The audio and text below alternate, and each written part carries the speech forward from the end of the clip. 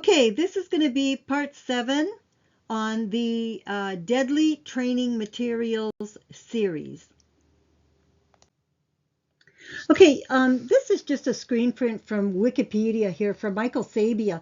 And you can see from this, the various roles we've already discussed that he's held. President of the Caisse de dépôt et placement du Québec, which is the one that's tied also to some of his Brookfield Asset Management stuff. But also, oh, here's an interesting one. Michael Sabia is also, let's see, in 2016, the council called for a gradual increase in permanent immigration to Canada to 450,000. So he was a member of the Canadian government's Advisory Council on Economic Growth. So yes, we can thank Michael Sabia also for the total disaster when it comes to immigration policies and what those have done for the people of Canada as far as inflation, a housing crisis, people, 25% of Canadians now accessing food banks. And, with all these immigrant programs, there are provinces that, are providing, they're basically taking your tax dollars, folks, and paying for immigrants' wages. And so basically, okay, I'm paying taxes and the government will take my taxes and pay businesses, or federal entities when they hire immigrants or whatever to pay the wages of migrants. In other words, I'm paying for them not to hire my child. In other words, I'm paying taxes so that the government of Canada and the provinces can incite employers not to hire my own child. That's basically the bottom line of that. And yes, we can thank the likes of Michael Sabia for that, and Chrystia Freeland, Minister of Finance, and whatever, all these people who come up with these off-the-wall policies.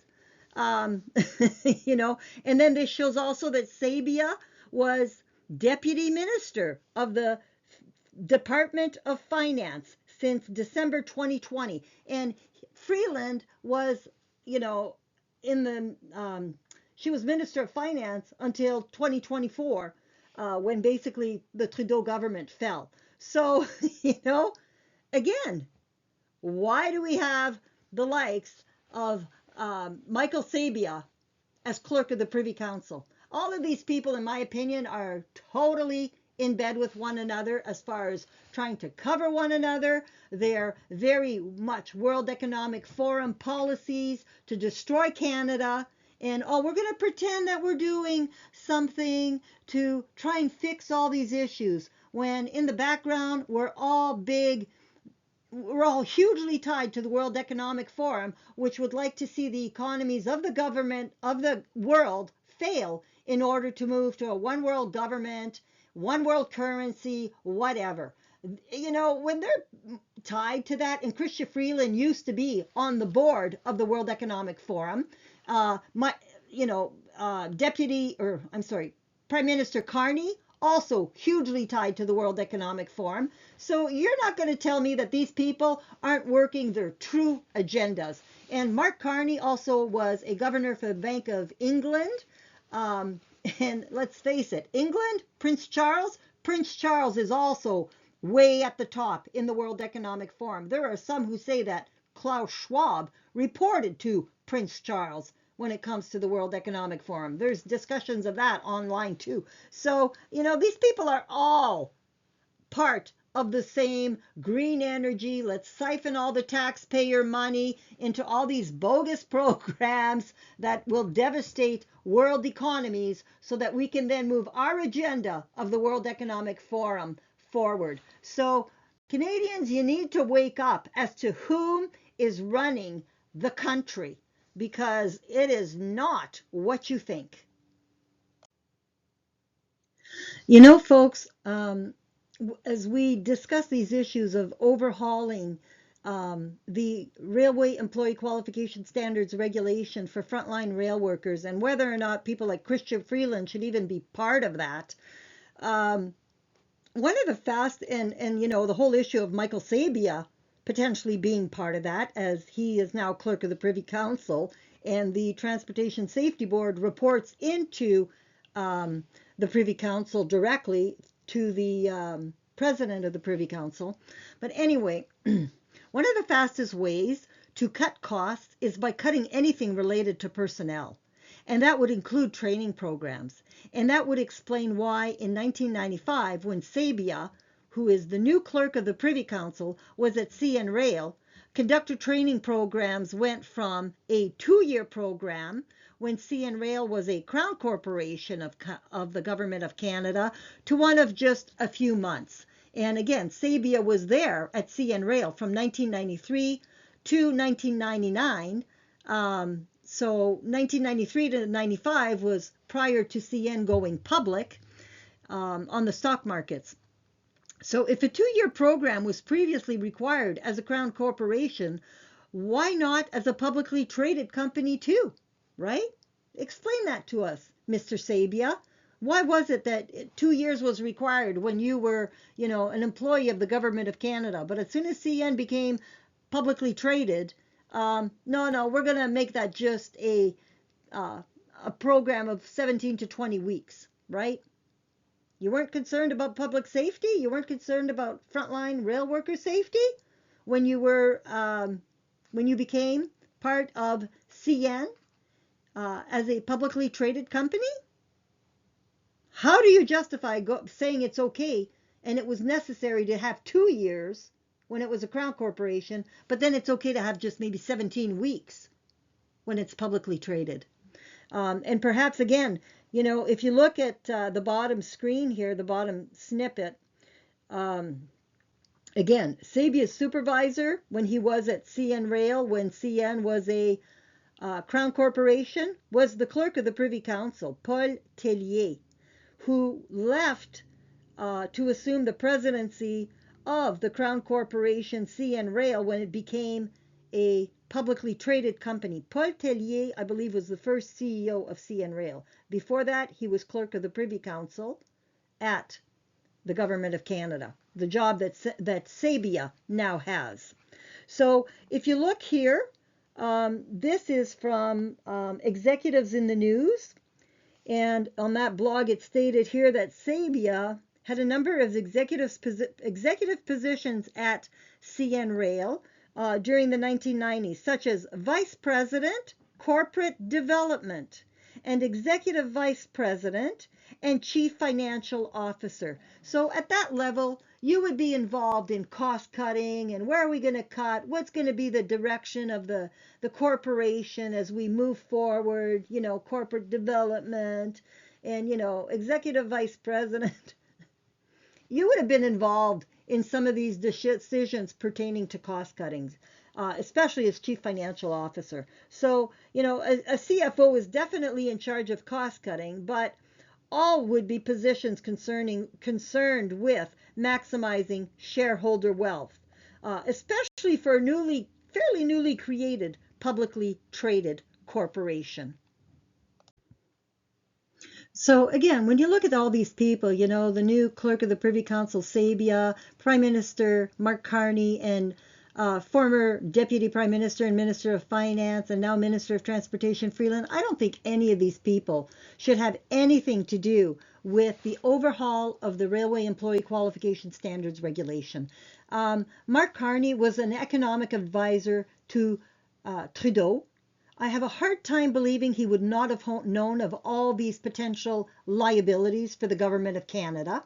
And the same would be true for former Deputy Prime Minister and Minister of Finance and now Transportation Minister Freeland.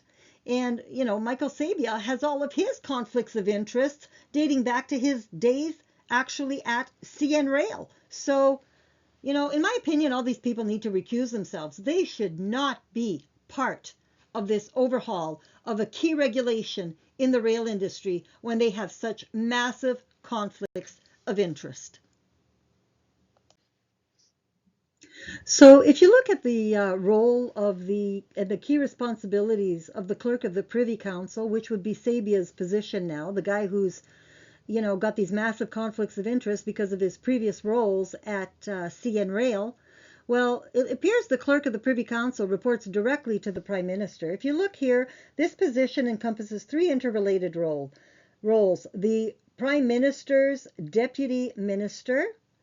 He is Secretary to the Cabinet, and he's the head of the Public Service of Canada. So he's the highest person in the Public Service of Canada. So the Prime Minister looks to the Clerk of the Privy Council for advice in appointing senior office holders. Oh, okay. So he's going to help determine what other buddies from CN Rail or, other buddies that I have that could help protect me for my potential wrongdoing maybe when I was at CN Rail. If he violated laws like the Railway Safety Act at CN Rail, and that's an if, granted, but if he did, should he be appointing senior office holders and organizing the government? Should be, he helps in operating the cabinet decision making system, in setting overall policy directions. Oh, so a guy who's got massive conflicts of interest as far as CN Rail is going to help set overall policy directions for a federally regulated rail company that he used to be a part of and may have violated the law when he was there. And I'm saying it's a may, but based on my freedom of information requests and the fact that we just kind of wanted to pretend they didn't even exist at the Government of Canada, well, they did exist, and there were numerous discussions with the Information and Privacy Commissioner pertaining to those in email. So the thing is, should this person be, or should any of them be helping to set the overall policy directions for the rewriting of the Railway Employee Qualification Standards Regulation? In my opinion, no. And then in enhancing intergovernmental relations and in managing specific issues. And the clerk also assists the Prime Minister in maintaining the cohesion of the ministry and giving direction to it. Yeah, let me sway the government the way I need to sway it, maybe in order to protect myself from liability, if that's the issue, or help protect all of us, if we're rail partners in crime. And again, that's my opinion, folks. You're free to form your own, but I just see some huge problems in all of this. So as head of the public service, he's responsible to the Prime Minister, again, reports directly to the Prime Minister for the institution's overall performance and its effective management. Really? Well,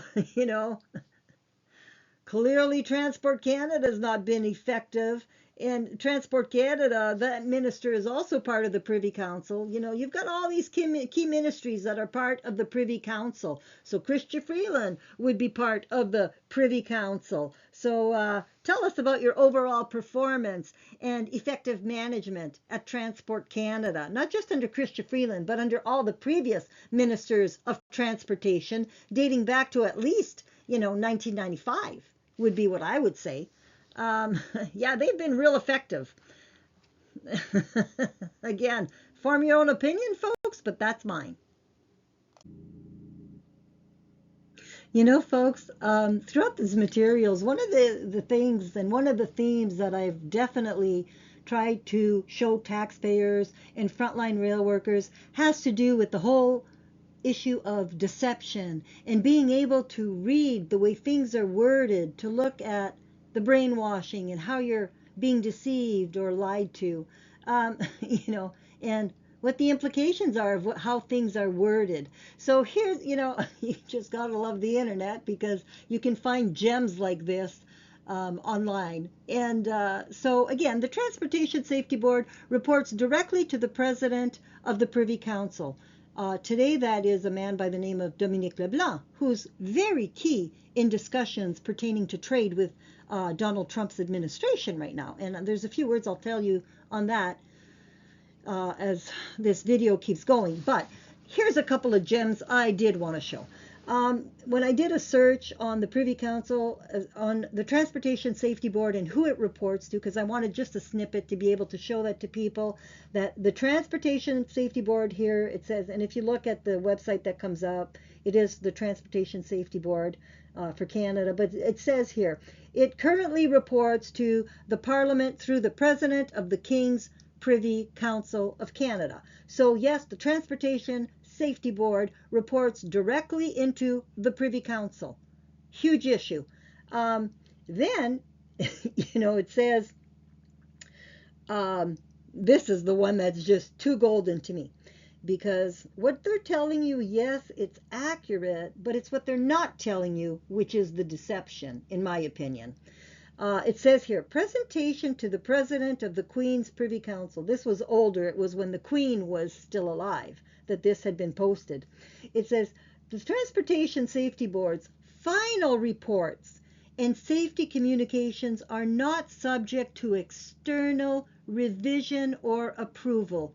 We must guard against any perception of political interference.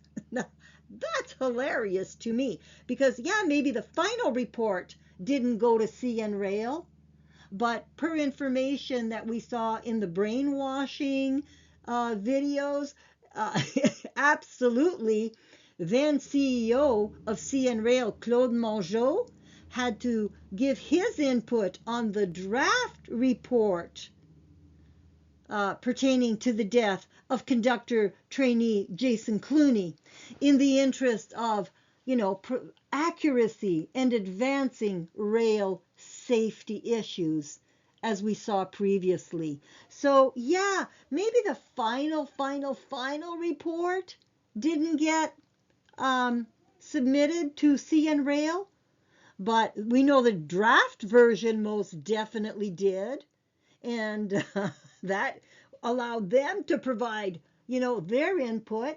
And if CN Rail was able to go through that report for its completeness and accuracy in the interest of promoting rail safety in the future, and we know that this report is nothing but a rag of lies and deceptions, as we saw in all those brainwashing videos, pertaining to the death of conductor trainee Jason Clooney.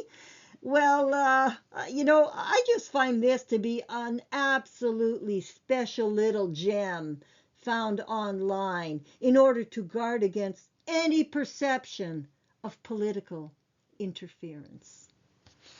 You know, they really think, I guess Canadians are naive. People, you need to wake up. You need to wake up when it comes to these issues and a whole lot of other corruption in the government of Canada. Stop thinking that, you can trust this government. Because in my humble opinion, based on what we've seen so far, and this is just the tip of the iceberg, folks, there's much, much, much more to come. Potentially at least another 100 videos. So, when you see this type of stuff, folks, you need to wake up. When you're losing your jobs, don't ask yourself why. If you don't want to wake up to these issues and you keep electing these people who are so corrupt, then you have no one to blame but yourself for what happens, not just to your family, but to your country. Okay, so just so you know, again, the Michael Sabia is the new clerk of the Privy Council. He's the guy who's got all the conflicts of interest as far as CN Rail, because he used to be at CN Rail as a key executive. And this person here, who also reports to the Prime Minister, is a man by the name of Dominique Leblanc, who was very key also in the Trudeau administration, and he's now also very key in the Carney administration. All of these players, like, Dominique Leblanc is a very key player in the current discussions having to do with trade, with the all the ongoing negotiations pertaining to tariffs and whatever with the U.S. administration. This guy is one of the key players. He's the head of the Privy Council in Canada, and he's one of the very key players in the discussions with the U.S. in matters pertaining to trade. Now, here's the issue, folks.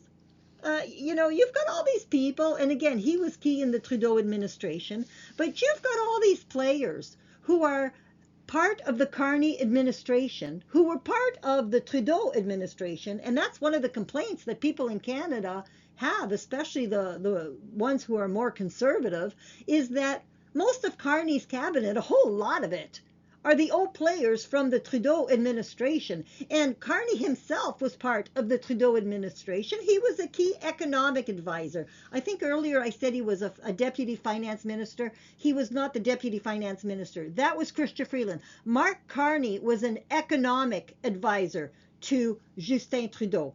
Freeland was the deputy prime minister and the minister of finance, not Carney. So Mark Carney was an economic advisor to Trudeau. So I need to correct that. But anyways, Dominique Leblanc, if you look at who's running Canada now, a lot of the key players were key players under the Trudeau administration. So when Canadians say it's Trudeau 2.0 and worse because Carney has so many conflicts of interest, you know, it's so true.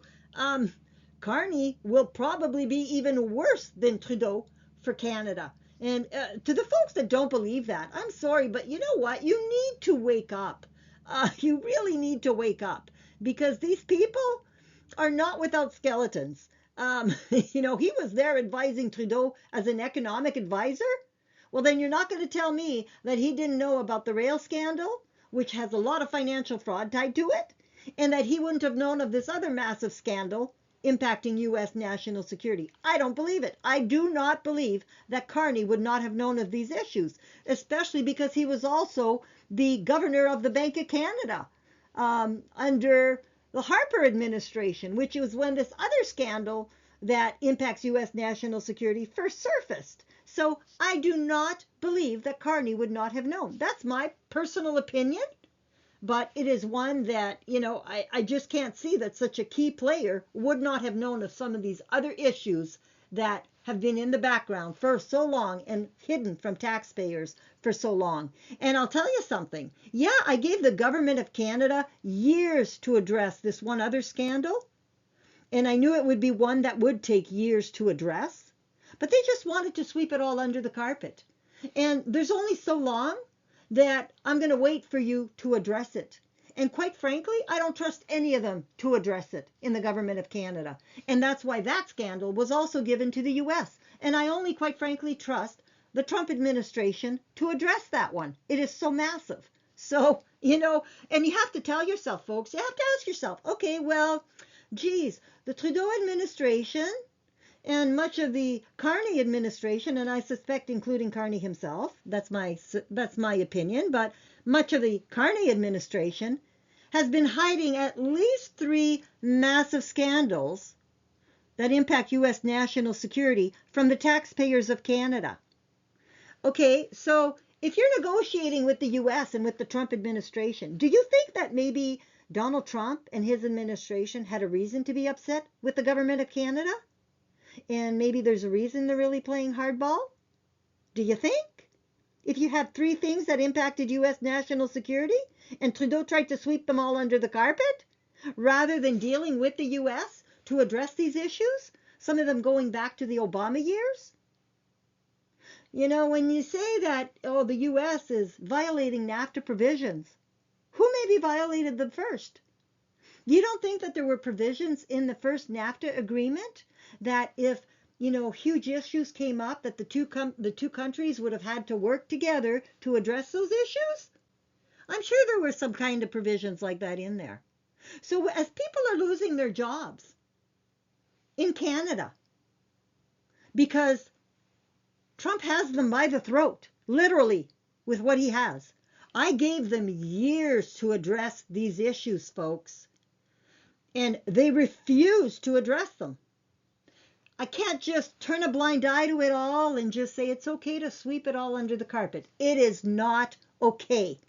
The Trudeau government and the continuing Carney government is only making matters exponentially worse. But that's what, if you're a person who is tied to the World Economic Forum, maybe that works in your favor. Maybe that's what you want. Maybe we want to destroy nations like Canada and force them to their knees so that we can move to the one world government and our real agenda as we ourselves become rich in the background, as we siphon off Canadian taxpayer funds and dump them to all our bogus green energy projects when you've got the three major auto companies telling Carney your green agenda of having 20% of vehicles sold in Canada next year in 2026 need to be EVs, or else the US automakers that are in Canada, Stellantis, Ford, and GM, are going to get fines. Canada, you're going to lose your entire auto industry, and not just because of Trump. Because if you start fining those companies, they will just pull up their stakes and move back into the US only. So when all our people are losing jobs in the auto sector, and then maybe, in the steel sector and whatever, who do you have to blame? When it's the people who are in the government of Canada itself, these players, who made it such that Trump had them by the throat in all negotiations. So if you're expecting Carney elbows up, Carney doesn't have elbows up. Carney has two middle fingers pointed to all the taxpayers of Canada, in my humble opinion. But hey, that's just my humble opinion. You're free to form your own. When people are losing their jobs, don't blame me for that.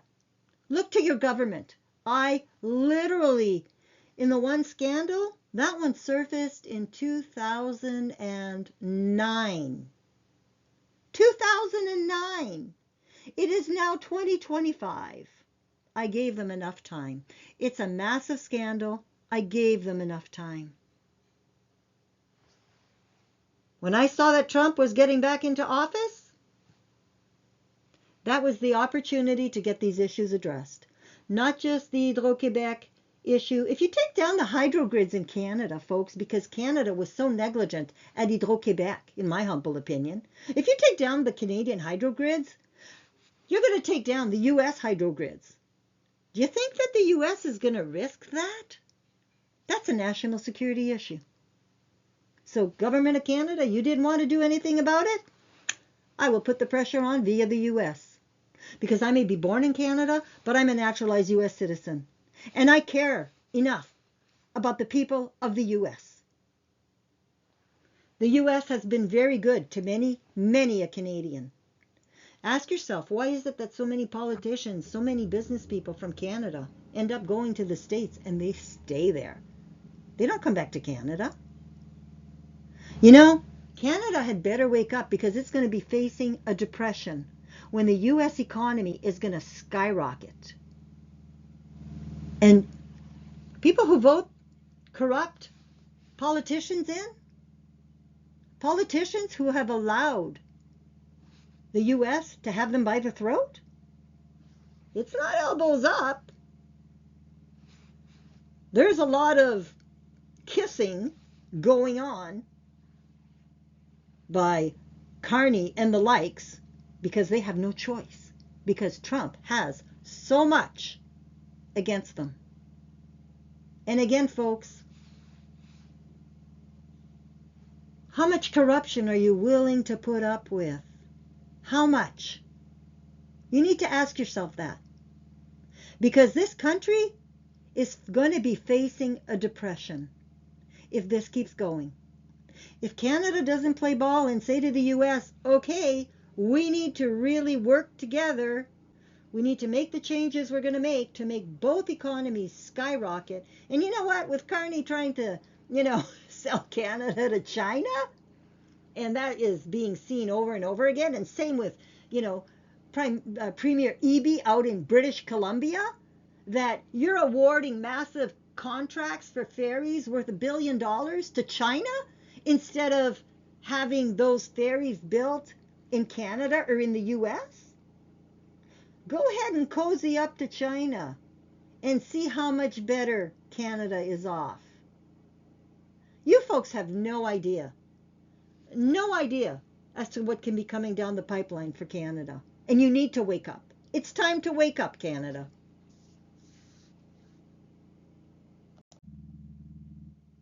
Okay, to those of you, who still want to believe in Mark Carney and his administration, there's much more I can say on these players, and I am going to do a whole different series just on the players tied to the whole fake qualifications and death cover-up scandal in the rail industry. But I wanted you to know, and I don't recommend a whole lot of people online and whatever, because I'm pretty well just into my own world as far as my research. But there is an independent YouTuber who has done a ton of research on the conflicts of interests of now Canadian Prime Minister Mark Carney. And he's a person whose YouTube channel is called Moose on the Loose. It's an excellent channel, shows the conflicts of interest as far as China, Brookfield Asset Management, and why Carney, he's not here to be your prime minister, folks. That's my opinion. He's here to make himself exponentially much more wealthy because of the holdings that he's got in the background and how he can sway and use the Canadian taxpayer funds, to use those to push his company in the background as far as housing. He says he's against, pipelines in Canada, but in his own holdings, he has a stake in several pipelines. So, outside of Canada. So, you know what? It's like Mr. Two-Face, stop lying to Canadians. And if there's a person who can show all of these conflicts of interest, it's this website or on YouTube, Moose on the Loose. Stop watching the CBC. They've known of some of these scandals for years too, and I'm going to do a separate video on CBC. But when it comes to and I don't plan on redoing what's already out there in another person's work. That's not my focus. Moose on the Loose is great for exposing the fact that Carney's allegiance is not to Canada. And I don't agree with everything this guy says because I don't think he truly understands. Well, he wouldn't understand a lot of the issues that I know of.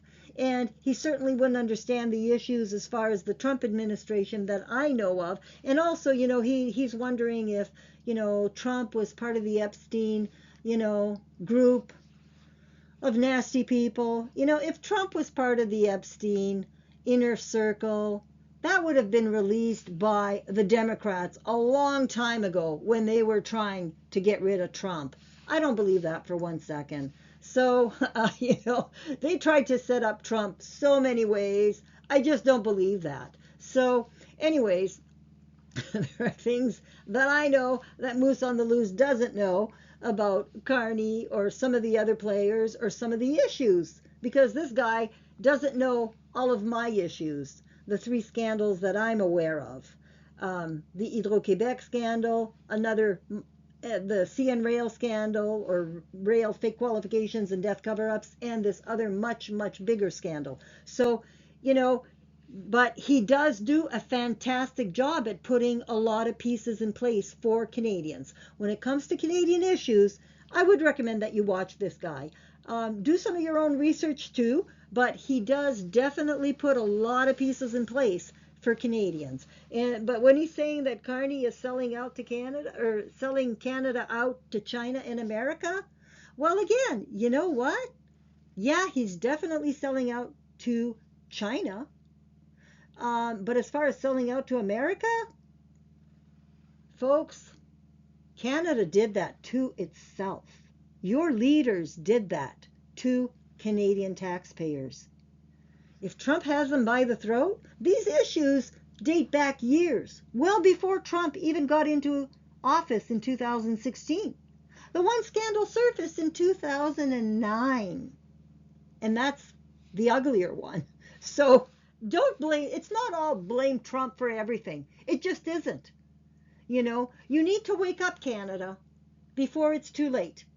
And Canada needs to do the deals it needs to do with the U.S., even if it may be painful. In the long run, Canada will be better off if it decides to align itself with the U.S. Align yourself with China, and oh my gosh, I think a lot of people, you're going to see a brain drain. Anybody who's, got any money in Canada, Trump has his gold card. If you pay $5 million and start, companies in the U.S. or whatever, you can buy permanent residency in the U.S. for $5 million. Canada is going to lose its economic base. People who have money are not going to stay here. Companies are not going to stay here. Not when Canada is being sold to China and they're seeing Canada going further and further down the drain when it comes to its economy, and when you've got the US skyrocketing and doing fantastic. So if you want to sell out to China, go ahead. Keep electing the likes of Carney and his cronies who've been lying to you for who knows how long, right? People that, in my opinion, are so corrupt that, well, you know what I've said about those issues. So, pick your battle. Canada is not a strong player. And when you're looking at two world powers and you're trying to figure out which one you should align yourself with, I'm an MA in finance, folks. And yeah, okay, I'm born in Canada and I'm a US naturalized citizen. And I've got to tell you, based on what I know, there, if Alberta decides to separate, Canada is done. Because Canada is the richest province and it gives a ton of money in interprovincial transfers to the rest of Canada. If Canada loses Alberta, you will likely lose Saskatchewan too. They're not going to wait for Carney to further devastate their provinces out west.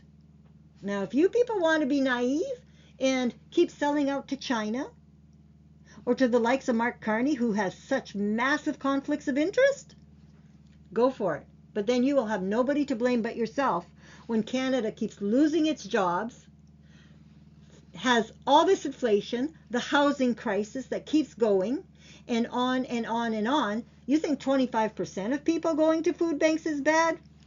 Give it another year or two and see where Canada is. If it comes to becoming 51st state or aligning myself with China, based on what I know of Canada's politicians right now, I'm for 51st state. I'll tell you that right now.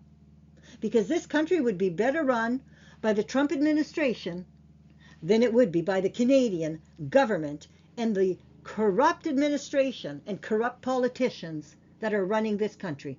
And if people don't like to hear that, that's too bad. You don't know everything I know. And believe me, there's a reason that Canada is having such a hard time with the US when it comes to negotiations. And it's all not all Mr. Badman Trump, Badman Trump. Some of these issues date back long before Trump. But he now knows about them because they must be addressed. Because it is just getting exponentially worse with every day that this keeps going. So you want to trust Carney? Go for it. Because he's not giving you elbows up. He's giving you middle fingers up for every taxpayer. And that's my humble opinion. And again, you can form your own opinion. I have enough to justify my opinion. So, do your homework, folks. Stop believing what you see on the CBC. Because, in my opinion, they're very corrupt too. They've known of these issues for a very long time. Where's their reporting on this? Like I said, I will do a separate video on the CBC. Folks, I know a lot of people probably don't like hearing what I have to say. And I know that this can be overwhelming because, I've had years to digest all of these materials and put them together and whatever. And now, you guys are having to learn all of this pretty quickly all at once. So when I did a logo here, I knew what I wanted for a logo. I didn't want to put the RFU, all those three letters together, even though, the FU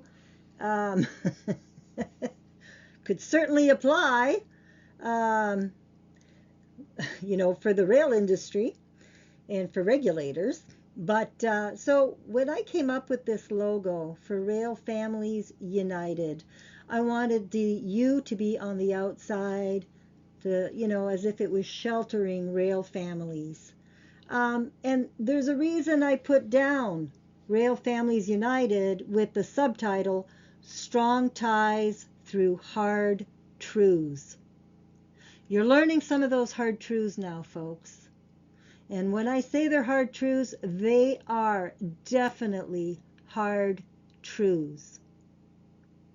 You know, my child admitted via text almost having been killed 4 to 5 times, I think, at CN Rail as a conductor trainee. When co-workers were killed, the one especially, I didn't sleep for 2 solid years. I knew that to protect my child and other rail workers, I had to investigate these issues. I knew I had the skills to do it and the determination to do it. And so, yeah, strong ties through hard truths.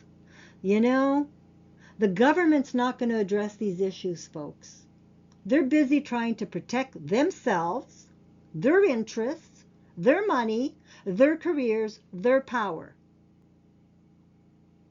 So the way to address these issues is through public pressure, through disclosing these issues to require transparency, and also, you know, if it comes to going after the money, you know, because that's all they understand, because in breach of public trust issues, folks, these people can all be sued personally. They can lose their personal fortunes. So, you know, when I say strong ties through hard truths, the people who are impacted by this, all Canadian taxpayers, rail investors, and a whole lot more, you know, rail customers, this affects the entire economy of Canada. If you don't see that yet, you're closing your eyes. Stop, you know, putting your head in the sand. You need to open your eyes and you need to deal with this before, you know, we've got 50, 60, 70% of people trying to access food banks, before everybody loses their homes because of the horrible inflation that has been caused by the Trudeau and now Carney government. And Carney keeps lying to you. He, you know, yeah, oh, I did away with the consumer, you know, carbon tax, but he's got a clean fuel tax that is being implemented. And people aren't looking, but that one's raising the price of fuel too. So, you know what? Stop being lied to. Stop allowing yourself to be lied to by these corrupt politicians. You know, there's no easy way to sugarcoat this. You have to understand the issues in order to address the issues. And you know, there's that saying, don't kill the messenger. I'm the messenger.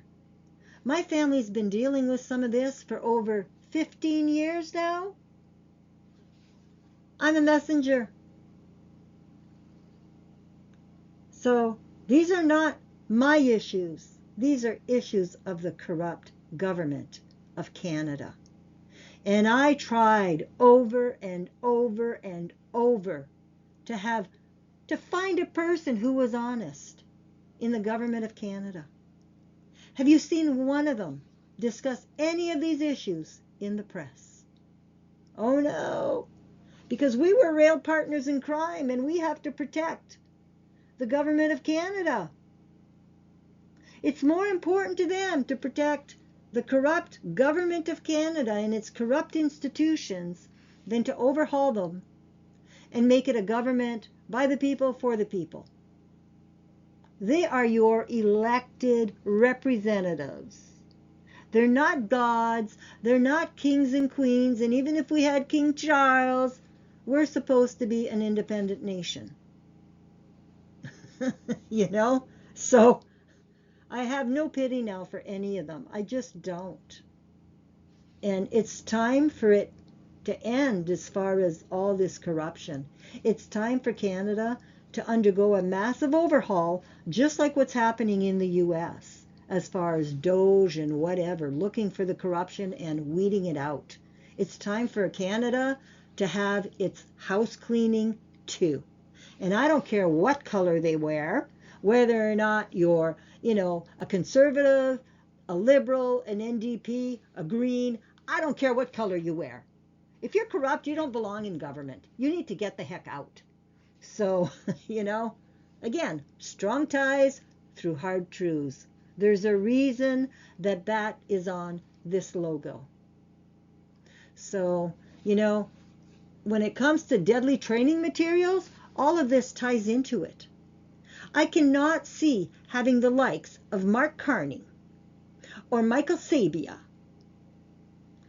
or Chrystia Freeland, who have such conflicts of interests and such personal interests that they're trying to hide in the background, or other organizations that they may be tied to, like the World Economic Forum, that they have a really different agenda than what they are,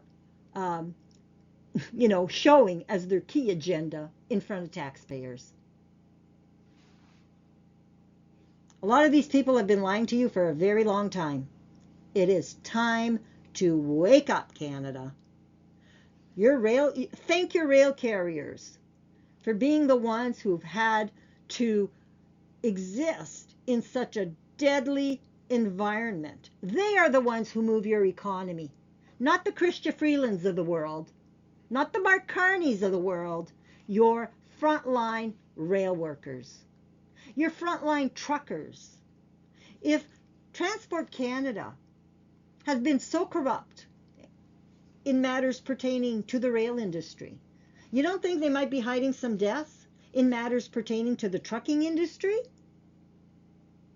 There are those who would argue that trucking licenses are handed out like candy, as if they come out of a popcorn, a Cracker Jack box, as they used to say in the old days.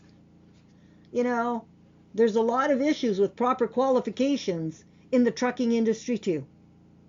And so, you know what? It's time to wake up, folks. It is time to overhaul the government of Canada.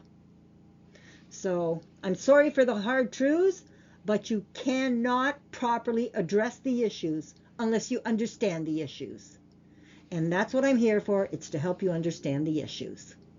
So, that's all I'm going to say. We should not have the likes of Chrystia Freeland and Michael Sabia and any of these other players who are part of the Privy Council. We have a corrupt Minister of Justice, not necessarily the guy that's there now, but the ministry is corrupt. The Transportation Safety Board is corrupt, and they all report into the Privy Council. Your Ministers of Finance, corrupt. All these departments, corrupt. Public Safety, there's another one. Minister of Public Safety, that organization, also corrupt. They've also known of these issues for years. So, you know what? At what point do you draw the line and say, my tax dollars are being wasted? And think of all the money that they've been wasting trying to cover their butts. Excuse me for that word. But anyways, that's all I'm saying, folks.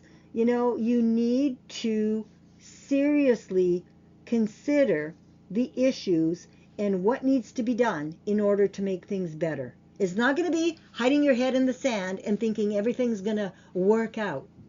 It's not. Canada is facing, in my humble opinion, going to a depression. And, there needs to be some serious issues raised and addressed in order to help protect the people of Canada. And if people refuse to do that, I did my part. I tried. If you, continue to want to bury your head in the sand, go for it. I can always escape to the U.S. I'm a U.S. citizen now. My husband and I chose to live in Canada. For now. If it keeps getting worse, I'll be out of here. So, you know what? The choice is yours, folks. You will be facing a brain drain. You will be losing your skilled employees. because the US just has to say, hey, we need more skilled labor, we need more electricians, more plumbers, more whatever. Our economy is booming so much. You will see all the skilled labor leave Canada and go into the US as they're granted, special visas or work permits or whatever. Do you want the Canada that's going to be left behind? When we're inputting all these migrants that are low skill migrants, rather than, bringing in some of the best, what are you going to be left with as a country? If you think that the immigration policies of people who have ties to the World Economic Forum, the economic policies of Trudeau, and of the likes of Chrystia Freeland, who was Minister of Finance, all those policies have to be paid for somehow with taxpayer money. If you think those are good policies, or the likes of Mark Carney, who was head of the Bank of England, go see how England is doing today. Go see how France is doing today. Look up London, immigration crisis. See what you see. Same with France. Look up Paris, immigration crisis. Look up Poland, immigration crisis. Or Germany, who's trying to dump a ton of migrants into Poland because the EU is collapsing because of immigration policies. You wouldn't even recognize London or France today. Look that up online. Look up some YouTube videos and see if that's what you want Canada to become, because of our immigration policies, which are destroying this nation because of the people we have in place running this country. So these are very, very hard truths, but they are the truth. So, my bottom line, I do not want to see these people putting out anything tied to railway employee qualification standards regulations. And, I know that they want to water that down. It's the illusion of making it better when we're going to be watering it down in some very key areas, such as Transport Canada oversight. You need to overhaul Transport Canada and put dependable people in there with integrity, not turn a blind eye to it all and leave these clowns in there, these idiots. So that's all I'm going to tell you, folks. If you are a rail customer, a rail investor, a frontline rail worker, if you're a taxpayer, these are all going to be issues. This legislation that is going to be coming down the pipeline when it comes to frontline rail workers, you better be on top of these issues, because they will impact you. There is no doubt about it. When it comes to immigration policies, there's another thing that's tied to the rail industry, which I really want to bring out here. And it's the fact that more and more you're seeing, I would say that they're migrants being brought into the rail industry. And I got to tell you, on one trip, my child was telling me how when they're a locomotive engineer and the conductor, my child had to repeat things 5, 6 times before this person could understand what was being said. And the conductor is the one that was supposed to be talking to the RTC in this particular case, and they didn't know what to say to the RTC, to Rail Traffic Control. So my child would tell them 5, 6 times exactly what to say to the RTC, and they still got it wrong. My child just couldn't believe it. And it's like, how is it that these people are even passing their exams and their radio communications PMRC tests? How is that happening when there's clearly such issues with communication? There's no second chances in the rail industry. You have to understand what the instructions are, what you're expected to do, and you have to be able to communicate properly. Because if you don't, somebody can easily get killed. So these are huge issues. So I guess I would ask, is the government of Canada, again using my taxpayer dollars to pay part or all of the wages for migrants in the rail industry now too, as we try to further water down the union and employees in the rail industry by bringing people in who really very likely don't belong there? Is that what's going on? Immigration policies, I think, in the rail industry is going to be another issue that people need to keep a close eye on as far as who's working on the lines and in the yards. Because if we see more accidents, more people getting killed, maybe this will be an issue to look into. But you know, when it comes to Carney and Freeland and trusting their immigration policies, explain to me this latest move in Canada, where Carney is now trying to bring in all of these, there's going to be a program to apply for parents and grandparents for migrants. What is Canada going to gain from bringing in older migrants who are not going to be working? They're going to be another drain on your taxes, your healthcare system, your food banks, your, Social Security, pension funds, whatever. Where is the logic in bringing in grandparents and then these people are all going to be at the front of the line because they're migrants in healthcare? I need to go see a specialist because I've got sore knees. There's days where I can barely walk. My knees are so sore. I don't know if it's arthritis or what, but I'm telling you, it's taking me, let's see, the first appointment I could get for a specialist was over 3 months away. So, geez, I wonder if I came in as a migrant, would it take me 3 months to see a specialist? These people are going to be flooding our healthcare system, and they're not going to be contributing to it because they're not going to be working. Where's the logic in bringing in grandparents of migrants and whatever? Like, the insanity has to stop.